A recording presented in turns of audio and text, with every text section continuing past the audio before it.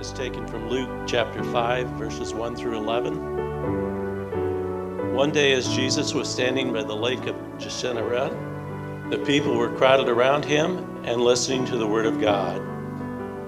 He saw at the water's edge two boats left there by the fishermen who were washing their nets.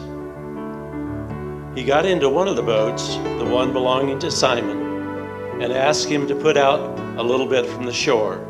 Then he sat down and taught the people from the boat. When he had finished speaking, he said to Simon, "Put out into deep water and let your nets down for a catch." Simon answered, "Master, we worked hard all night and haven't caught anything. But because you say so, I will let down the nets." When he had done so, they caught such a great number of fish that their nets began to break. So they signaled their partners in the other boat to come and help them. And they came and filled both boats so full they began to sink. When Simon Peter saw this, he fell at Jesus' feet and said, "Go away from me, Lord, I am a sinful man." For he and all his companions were astonished at the catch of fish they had taken. And so was James and John, the sons of Zebedee, who were Simon's partners. Then Jesus said to Simon, "Don't be afraid. From now on you will fish for people."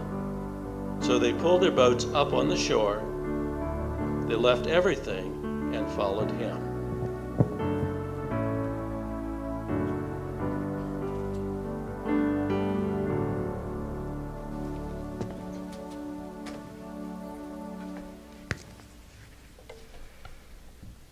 Once a year, we take a particular Sunday and do something a little different, and that's this Sunday. It's called Vision Sunday. So instead of preaching or teaching about the Bible, I'm just going to talk about the vision of the church, mostly the corporate vision, the vision that we have together about a church. So this is not a normal Sunday. It's a little bit different as I talk about that stuff. I think this is important that we do it every year, partly because we tend to lose focus and partly because we need to refuel our passion and our commitment to what God has for us in the future. Kind of like going on a long trip. You might still know where you're going, but you have to stop and get gas every now and then just to refuel the tank so you can actually get there. And as we do this, talk about the church and the direction we're going, it's important to talk about the main thing first. What is the main thing that our vision is focused on? I've said this before, that I really don't want us to be a program-driven church. Programs and the things that we do are really important, or else we wouldn't do them, but that is not the main thing. And the main thing is not for us to be a purpose-driven church. Purpose and mission is really important, and we have that clear, but if that becomes the thing that we idolize, it sort of becomes goal-oriented and task-oriented. The main thing for us is God himself. In other words, to be a presence-directed church. The things that distinguish us from other organizations or business is the presence of God himself. So, to boil down our vision as simple as possible, the vision of the church is quite simply Jesus first.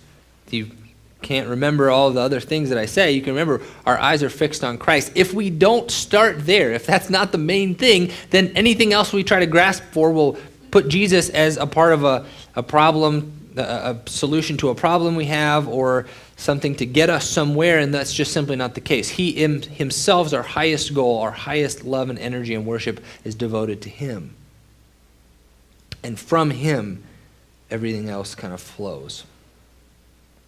Before I talk about the future, I want to talk a little bit about the past. This church was founded in 1902 by Jacob and Ellen Johnson. They're sitting right in the back row out there. They're not around with us anymore. 1902 is a long time ago. It started with them buying a piece of property on Pike Street for, guess how much money they spent? $25. Bought the plot. Back then, that was a lot more than it is today. And this little church, Warsaw Wesleyan, kind of ebbed and flowed in its earlier years. In fact, a few years later in 1938, it was on the verge of being shut down entirely, and the district powers almost just eliminated and dissolved the little congregation that was barely sustaining in Warsaw. But there was a woman by the name of Reverend Ora Irvine, a female pastor before female pastors were very popular at all. And she just said, please give us more time. God wants to do something through this church. So she began inviting people, knocking on doors, recruiting kids even to be a part of the ministries of the church, and it began to grow and flourish. Now through the years, God has done lots and lots of amazing things through this congregation. If you've been around, you could tell stories for a long time of all that God has done. One of the high tide moments was in the mid-1990s. This building, this place, there were about 649 people on average that worshiped in 1994 here. Lots of new people were coming to Christ in 1995. The church baptized 36 people, which was a great celebration. And since then, another hallmark time happened in 2014. Now, lots and lots of good things have been happening throughout the life of the church. Turning point 3 years ago was when some of the church leaders had kind of gotten the sense that we as a church had lost our way in terms of direction and mission. So we called in an outside group to come and help us refocus with fresh eyes. That group was called the Paul Borden Group. He and a few teams, Paul Borden and a few people, came in and did a really detailed look and listen at the heartbeat of the church. And in June 2014, here are the observations that group made about the church. They said there are 5 really clear strengths about the church. 1 is a strong commitment to preaching the Word of God. 2 is a history of evangelistic growth. 3 is the church board and the congregation are committed to making tough changes to bring the congregation to health. They're not willing to accept the status quo any longer. 4, the church has a history and a track record of serving those in need during times of crisis and emotional and spiritual hardship. And 5 was resources. God has blessed this congregation with many resources. Some of the key resources are people, facilities, land, and potential for others to invest financially into the ministry of the church. Then he listed 3 concerns. Number 1, very little passion for lost people. The congregation has lost its way when it comes to reaching out to the lost. Much of the time, money, and energy expended by God's people go to serving those who are already Christians. This lack of spiritual focus has created a climate of gossip, judgmental attitudes, and focusing on generational tastes and preferences. Number 2, no clear mission or vision, the lack of which has led to a proliferation of committees and an abundance of ministries focusing on congregational care. Many are unwilling to step up and to lead and get involved. And 3rd, little passion for lost people, no clear mission and vision, and a leadership and vision vacuum. With the loss of the senior pastor at the time, the increasing leadership vacuum has become glaring. The lack of vision has generated a crippling complexity in programs, committees, and unclear roles. That's kind of like the doctor's appointment and the doctor's response to the checkup that you don't want to hear. How am I doing, doc? Oh, okay. But at the same time, you do want to hear, because you know if you don't hear it, if you don't check the vital signs once in a while, it doesn't make it better. It just makes you oblivious.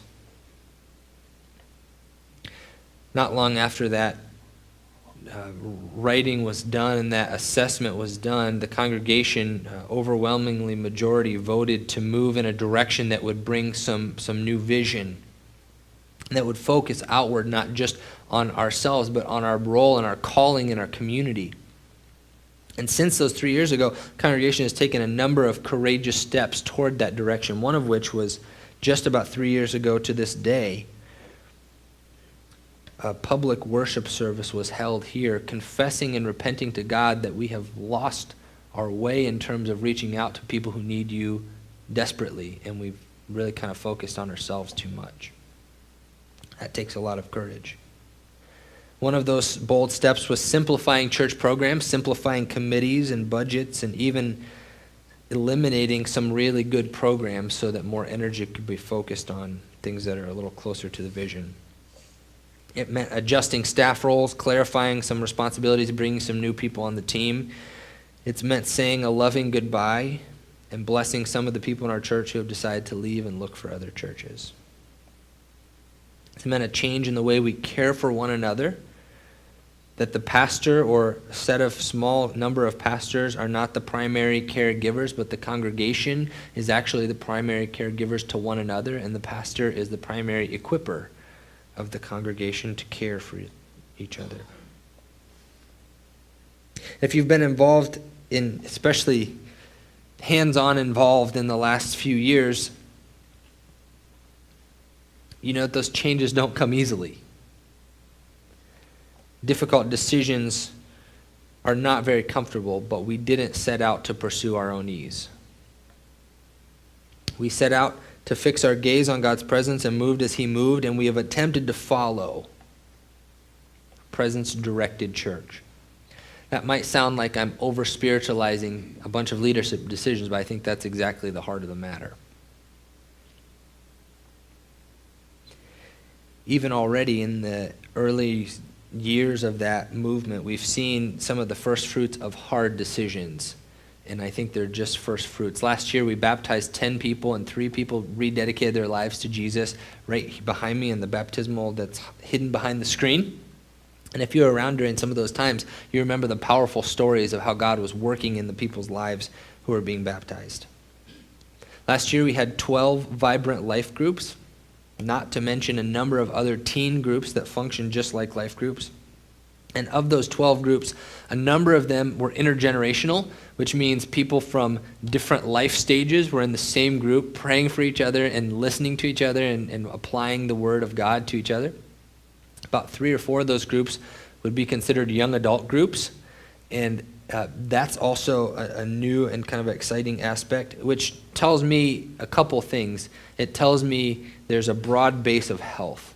If you go to a family reunion when your own family and everybody's over 65, it's pretty clear that pretty soon your family name is going to be extinct. If you go to a family reunion and everybody is under 30, you kind of look at that group and say, these guys need help. They need some stability and wisdom and encouragement.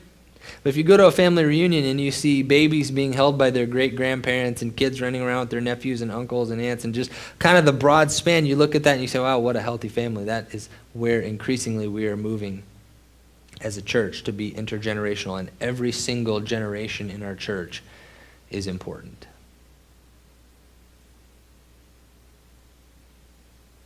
As a side note about our life groups are really kind of the veins and arteries of the church. Sometimes people will say, I think the church is too big, or it's hard to connect. And what they're really meaning is I haven't yet found a good life group that connects with me, that I can be a part of. It's funny, people will, kind of feel that way no matter how big the church is. If it's bigger than what they were used to, if it's a church of 50 and they came from 20, man, the church is so big. If it's a church of 1,000 and they came from 500, man, the church is too big. It's really about those deep connections, not the setting here where you know everybody, but a setting where you can go into somebody's home and have 5 or 6 people walk the spiritual journey with you for years. The life groups are essentially important for the way that we care for one another. I definitely love and appreciate and go to hospital visits, but I know that it's better when somebody who is in a group with you, who's been praying for this for months, is the first face to show up and offer to pray for you. That's better than one of the pastors that you don't know as well. Our life groups are continually getting our best energy. We don't do a ton of Bible studies or extra interest groups because we want to keep pumping our best energy into the creativity that happens in our life groups. Some of our life groups serve at different places in the community. They'll take nights and they won't meet to do their own thing. They'll just meet to serve, or they'll do fellowship things, or have meals at each other's houses on the weekends, or get together and just do fun stuff with each other's families. That is the kind of creativity that gives us a lot of flexibility. And also, it's a really great place for people to just connect and feel like they have a place of belonging. So if you're not involved in a life group and I've kind of piqued your interest, I'd really encourage you to at least explore a little bit. We have a table set up right in the foyer that you can sign up and just kind of explore and get interested in that if you'd like to check it out. I'm still on a side tangent, but it's important. I always encourage people, if you visit a new group, just expect it to be uncomfortable for like 5 weeks. It's not going to feel like home right away. But if you get through 5 or 6 times with that group and you still feel like, hey, this isn't the right group, it just means it's not the right group. Like there's probably another one that would help, or maybe we can start one with you involved in it. But pushing past that awkwardness is important to actually connect. In the last year, we've tackled a building renovation that provided some desperately needed updating for 21 rooms and spaces in the church, including adding a prayer room, a nursing mom's room, new television, live streaming for all of the kids' wing, and adult classroom. And that project totaled about $38,000, all of which was given by us, and we accrued no debt for that. In the last year, we retooled our global missions department, calling it Project Hope. In the past years, actually just a year ago, we had 28 partnerships all across the country and the world. Most of those partners did not receive any support funding from us because we had so many that really the majority of them did not get a dime of support that we had intended because we had just had a low giving toward that focus. This year, through a number of conversations and several different people, we have honed down to 8 partnerships, from 28 to 8 partnerships, 5 local, 5 global, 3 local. And in the last month, we've kind of made an intentional giving pledge for that. We've created a prayer calendar. And so our partnerships are being prayed for every day of the year by different people in our church. And we had a goal of raising $17,000 to totally give away to people we're partnering with around the world who are sharing the hope and freedom of Jesus. This has been our sand marker. This is the goal marker, $17,000 goal marker. So as you can see, we're a few grains of sand above our goal. $5,000 is what we've already given this year, and $12,500 is what we've pledged to give the rest of the year, which means we're over $17,000 in giving, which means all of these 8 partnerships will be heavily supported, and actually all of them got a 50% raise from what we gave them last year, which is really exciting if you're on the mission field somewhere and somebody just decided to increase your support and prayer. We sent a mission team of 7 people from the church to Guatemala to one of our partnerships just this summer, and those 7 people had a really good time with, the mission is called Impacto in Guatemala. It's a great organization. They're doing incredible ministry, sharing the gospel with kids in public schools, taking care of physical and tangible needs, and our team came back with great reports of what God is doing there. Just couple days ago this week, one of our mission partners, Phil and Christy Boardman, you might have remembered them from the Project Hope Sunday. They had a video asking for us to pray for their English camp. They were doing an English teenage camp for the Czech Republic people. And they said, just pray. Most of these people will not be followers of Jesus. Pray for opportunities to talk with them. And Phil just emailed me a few days ago and said one of the girls in that camp gave her life to Christ. She's 16 years old. We were really excited because most of them were not believers. And we sent her home. When she went home from the camp, there was not a church in her town. We couldn't connect her with a church because there just wasn't. So we've been discipling her through Facebook. Wow, something good comes from Facebook. Well, that's encouraging.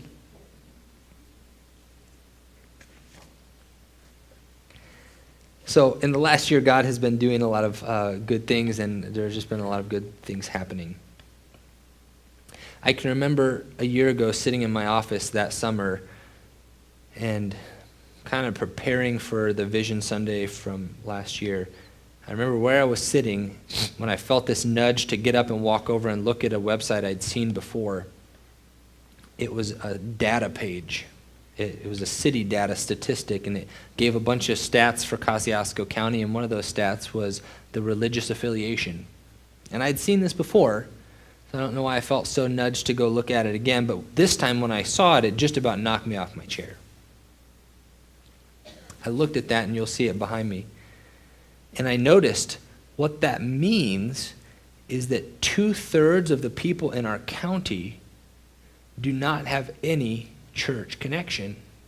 They're nones on the survey. What's your religious affiliation? They would check none. None. And this just astounded me so much because maybe you're like me. I drive home from work and I see a church on every corner.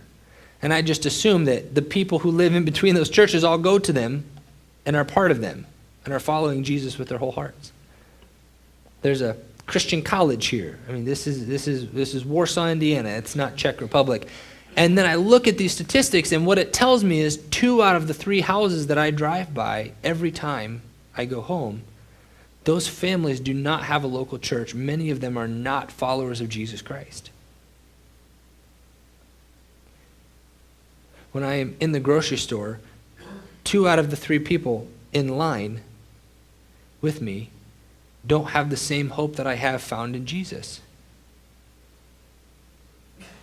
And this stunned me so much that I actually researched the research. I wonder who did this research and what their methodology was, because I just couldn't believe it was true. That represents about 50,000 nuns in the category of nuns. And so I looked into how they did the research, and I thought, well, that's actually pretty sound. The group surveyed all the churches in our area and got real numbers from the churches themselves. How many people are affiliated with your church? And that's not members, that's not regular attenders, that's affiliated. And then they got an aggregate number and found the averages. And I thought, man, that's pretty good. And that was back in 2010. And it bothered me so much that this last year, we launched a countywide survey of all the churches in Kosciuszko County to see if those numbers had changed. 2/3 of our county, that's 52,000 people. I wonder if that's changed in the last 7 years. And so we wrote a letter and contacted and called every church, 148 churches in the county, and asked them 2 basic questions. We asked them, how many people go to your church? And we picked a particular month and said, just give us the numbers for that so we can all be consistent. And then, how many people have you baptized in the last year? And out of 148 churches, one thing that we found is 31 churches responded, which tells me something else. But we're all on the same team. We tried to communicate. This is not about comparing. We're just trying to get an aggregate number so we can really see where we're at, and so we can see if our prayers are being answered, if we as a county can really do a better job at this. And of the 31 that responded, we got a decent result, enough to find some pretty good averages. And the average attendance in those churches was 187 people per church. I have to say as well, for those of you who like statistics, the rest of you who don't, you're already tuned out. So you haven't heard anything I've said when I started talking numbers. That's okay. I'll grab you in just a minute. We'll come back. But for those of you who like statistics, some of the largest churches in our county responded, which upped the averages and threw them toward a positive light. If we took away 2 or 3 of those numbers, that average would go down much closer to 100 per church. And when you total those up, the summary number is that's still pretty much right on target for where we are 7 years later. And would have probably, from other sources, say that is pretty much where we were 20 years ago and 30 years ago.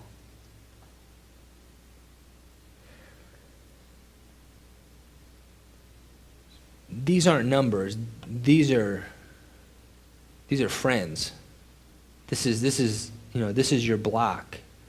These are the people that we swim with at the lake or shop with at the store. These are lives that, when we begin taking numbers and looking at lives and seeing the difference that Jesus makes in a home, this becomes very, very real. And I don't say this with, please don't misunderstand, I don't say this with the slightest shred of blame. Not on myself, not on you. Not shame, not on myself, not on you. I do not live under a crushing pressure of this. I really don't. But I have to ask, and I have to wonder out loud sometimes, God, what is it going to take for Christians to begin to effectively reach this huge group of nuns? Like, in what year or what decade will this start to change? Will it be another 30 years? Will it be another 2 generations of neighbors that pass by and God never enters the home? Or they never respond to him? Will it be the same thing year after year, just a shifting of the numbers in the same churches, but the same people? And maybe one group will change to a different number, but overall the status in our county hasn't changed.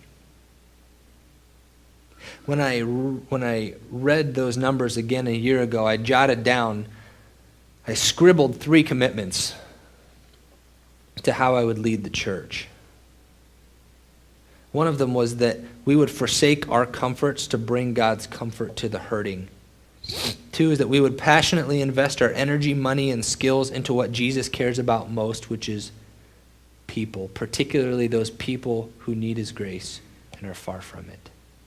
And three, we will storm the gates of hell and take back God's beloved. I can see in my mind, I can see this. I can see us having frantic planning meetings, wondering what we're going to do about the seating problem, because in 3 Sunday morning services, there's no room. People are crowding in to capacity every service. Can you see that problem? I can see that problem. People not just shifting from different churches, but people who are coming to Christ, who are hungry to understand the hope of the gospel. I can see baptizing people and hearing a story of a 16-year-old girl that hasn't happened yet, who says, I grew up and my family never went to church and I didn't know much about Jesus until somebody from the church youth group invited me to a youth event, and I came, and then I heard about Jesus, and I realized I was loved, and I realized God could forgive me for the things that I did, and now I'm following him. Can you see that story? Hasn't happened yet. I can see the story of somebody in our congregation talking about their next door neighbor who they knew, who they were already friends with, but when the next door neighbor's marriage fell apart, they weren't a counselor or they didn't know all the answers, but they just got involved, and they prayed for him, and they prayed with him, and they loved him, and they pointed him toward hope, and that family stayed together. You can hear the testimony of a skeptic who at work was very committed atheist until they saw the way some of their coworkers lived day in and day out, and they just caused them to question their basic assumptions about life. And they began to ask questions, and they began to search, and they began to hope again beyond the limits and the ceilings of their intellectualism that maybe there is a God reaching to them who has changed some other person's life. Maybe they could do it for me too. Can you see those? Can you hear those stories?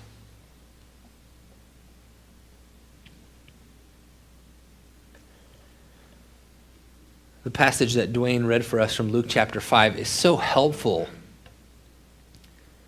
because so often I feel like Peter. Do you ever feel like Peter in that story? He's been fishing all night, and Jesus comes by and says, let's go out and fish again. Jesus, first of all, who's the expert fisherman here? Me or you? It's me. You're a better teacher, I'll give you that, but I'm the fisherman. This is my trade. And we just fished all night. Night is a better time. It's not prime time. We've just cleaned our nets, which means if we go out and do it again, we'll have to clean our nets again. But since you say so, if you say so, we'll throw down the nets one more time. And when they do, 0 fish turned into, we can't hold them all because the fish are jumping out of the nets. They're so full. The lesson here comes from the event, and then it comes from the words after the event when Jesus calls these people and says, come and follow me, and I will teach you how to fish for people. Come and follow me, and I will send you to fish for people. I know some church-going folk who don't realize these two callings are bound to one another, who would gladly lop off half of it and just come and follow Jesus. End of sentence. Or who would jump the middle and say, let's go do something, but not follow the way and the instruction, the guidance voice of Jesus, and try to do it themselves and get frustrated and exasperated and exhausted after trying all night and failing. In the call for us to be followers of Jesus is the other half, which will mean we will be sent out to fish for people. This is still God's way. And these are still people that he loves.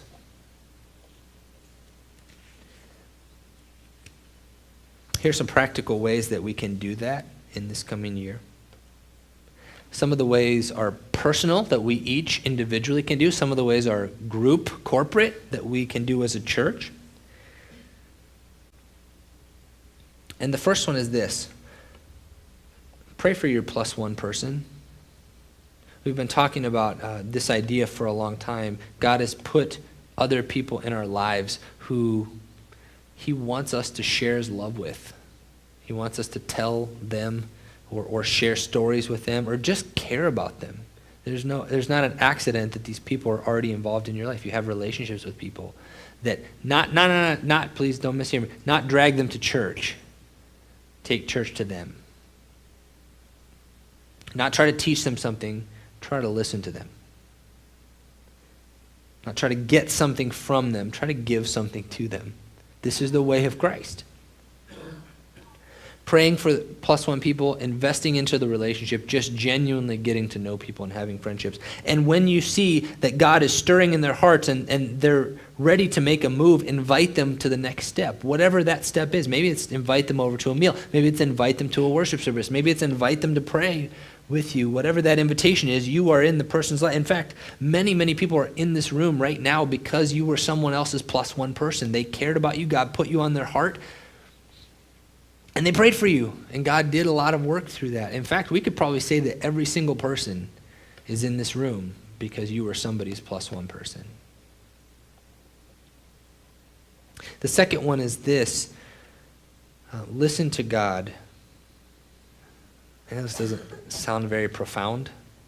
It's not a write-down strategy technique, but I still think it's the main method that Jesus has for saving the world. His Spirit lives in people. And these people, as we listen to God, carry out his work. So as we get better in hearing the voice of God and doing what he says, I think it will mean nets go down in the right timing. This is the dad in our church who started doing table teaching with his kids after the family recipe series, because he felt nudged by the Lord. And the mom in our church who started to listen to God to simplify life and clarify priorities that affected the whole family's sense of peace. This is the lady in our church who asked for permission and got permission to go through and pray through many elementary schools in our county before school started, and ended up praying with a number of the teachers before their year started because she felt a nudge from the Lord to take a step of faith in prayer. This is the person in our church who felt that God was telling them, you're a leader, and they didn't feel like they were a leader, and God was nudging them to take responsibilities they didn't think they could do well, and they took them, and God is equipping them on the way. Pray for your plus one person, listen to God. And then the third one, and the last one is this. Take simple actions that take part in the life of the church. Some of the stuff's not new at all. Some of it's just faithful, consistent engagement. This is the family who, whenever they're home in Warsaw, unless they're on vacation, you just know they're going to be in worship. And they don't just come for themselves. They come to encounter God and to serve other people. This is a family who, in church, has taught little kids about the Bible year after year after year. Not with a lot of fanfare, not with a lot of thanks, but they've made a tremendous difference in the kingdom. This is a person in our church, and these are all real stories. I'm just withholding names. This is a person in our church who was a young adult that said, I'm going to start giving. I'm going to start tithing. I'm going to start doing it online, auto draft, so that it doesn't matter what I feel like that day. I'm giving God the first investment of my money that he's given me. This is a person who felt they need to step up. God was nudging them out to serve, so they are now serving in our hospitality ministry regularly. So if you want to get involved in the things that I've been describing, listen to God's Spirit, pray for the people he's put in your life, and follow his nudges, especially in the simple actions that move the church forward. That's the personal side. Here's the together side, some things that I think are on the horizon for us this year. I believe that it's time for us to consider a new name for our church. In 1902, when the church was named, it was very common to name a church with a pretty simple formula. The name of the place, the name of the denomination, followed by the word church.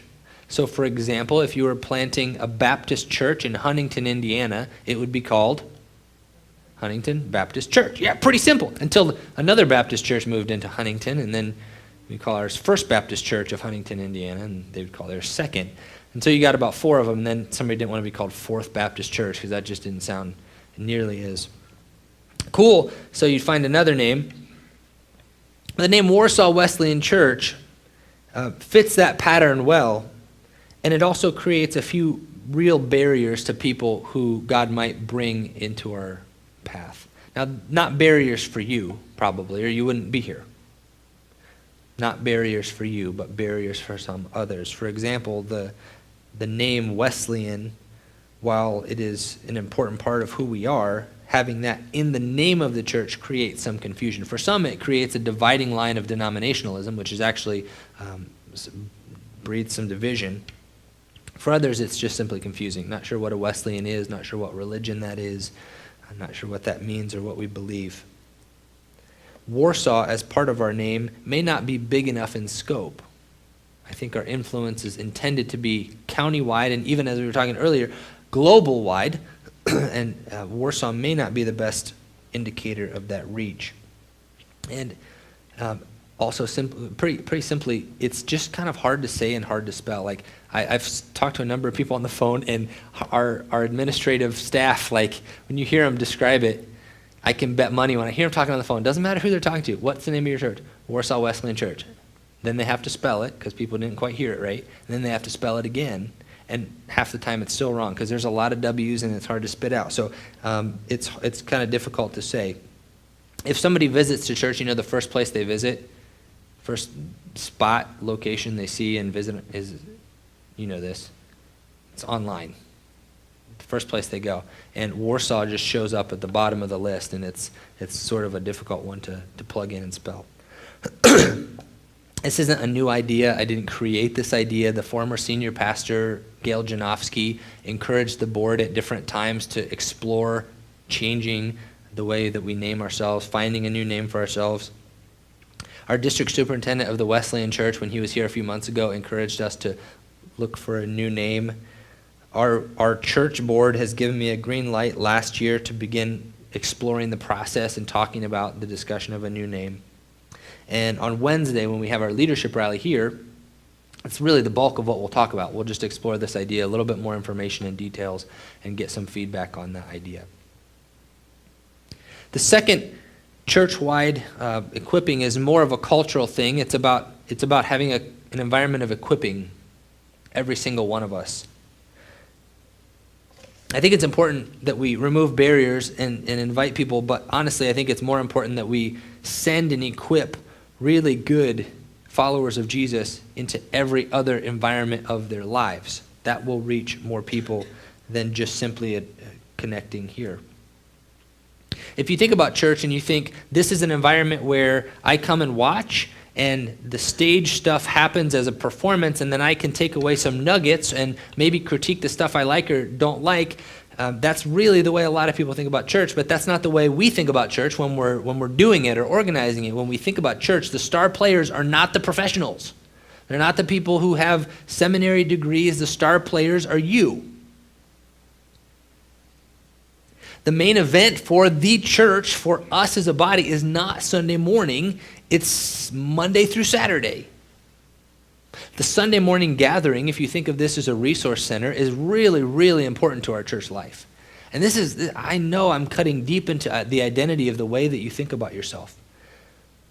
But our gathering times are where we come together and focus on God and get refilled with His love and get cared about by people who care about us and think similarly that we do. We get inspired, we get encouraged to go into our week again, refueled with God's love, and to live it out as sent ones Monday through Saturday. In order to do that, it means we cannot foster a high anxiety environment where everybody thinks there's some perfect standard that I'll never reach, so I won't try. Let's leave it to the professionals to do the speaking, to do the sharing, to do the caring. That doesn't work because the game is for all of us. This is everybody's opportunity. So that means creating the kind of environments where people can explore their spiritual gifts and try them out and even fail at times. And we know that we are not here judging and critiquing one another as much as we are just trying to encourage one another. It means being an environment where we can honestly talk about how our lives are really going, the good, the bad, and the ugly, in our life groups, in our friendships. And we don't have to be perfect Christians because we know if we're not vulnerable about the real stuff, first of all, we're not opening that to God fully to let Him heal it. And also, other people will come in and they will smell the disauthenticity and they won't be real either about what's really going on behind the scenes.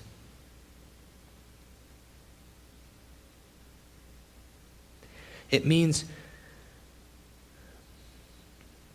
cultivating an environment where people who feel nudged to step into higher roles of responsibility or lead something or volunteer in a way that they haven't before, they don't feel adequate to do it anyway. Not blind, unreasonable leaps, but steps outside of your capacity. You say, I'm not ready for that. Exactly. I was reflecting this morning in the bathroom, which is where we all do our good thinking. And it occurred to me that so much of my growth following Jesus has come as a result of accepting a call to be a pastor and lead a church. The challenges and the pressures and the responsibility of that situation of leading has caused so much growth and dependence on God that I don't know what would have happened if I would have said no. It would have stunted my growth so much, and then it dawned on me this is the same for all of us. So much of your growth can happen by doing things you normally do, but when God nudges you and you step outside, that is the growth gap. And we can assume that we're not going to be there when we start. We're not going to be ready. It's the way that God will develop us along the way. So creating space for people to start stepping into roles they're not yet capable to fulfill and developing us on the way. This means as a church, we see our life groups as little churches and our life group leaders as little pastors of those little churches. Not little as in small or insignificant, just little as in fewer numbers.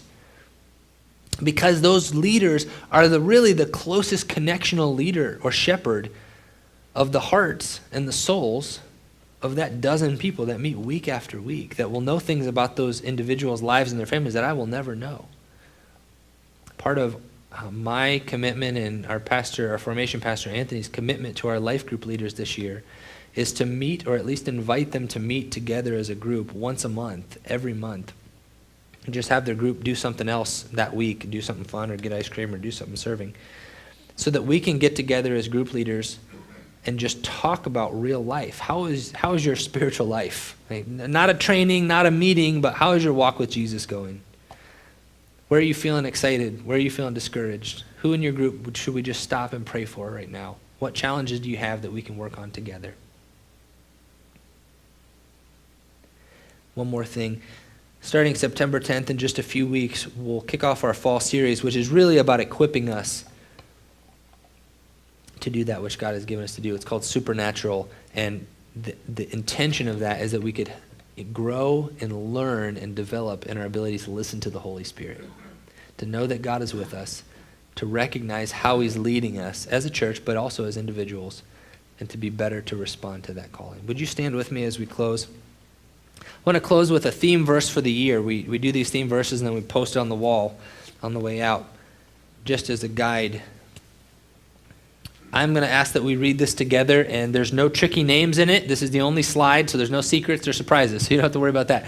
But this is the call, the bound dual calling for Jesus to his disciples and to us. Can we read it together? Come, follow me.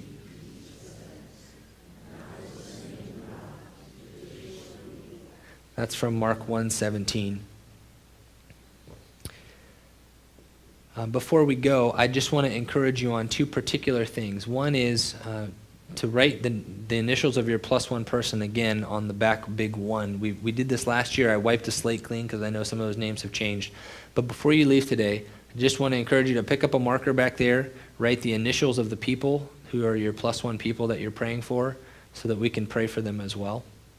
And then additionally to that, on the plus, there are some nails for hanging crosses. If you have given your life to Christ in the last 4 months, just invite you to hang a cross on there so we can celebrate it together. It's just a symbol of those steps of commitment. Or if you've led somebody to Christ that's not in this church, you can do that as well, so that we can celebrate over the year how God is bringing people to himself. So before you leave, I just encourage you to do those things. And there's already some crosses up there from First Hour, which I'm really excited about. As we close, I'd just ask for your prayers. On Friday, my wife and I will be getting on a plane and being part of a mission team that's ministering in Slovenia. We'll be ministering to about 50 Wesleyan missionaries at their annual training conference, and then those missionaries will continue to serve all over Europe. So I appreciate your prayers. And now may the love of God, the peace of Jesus Christ, and the fellowship of the Holy Spirit be with you as you go. You are sent.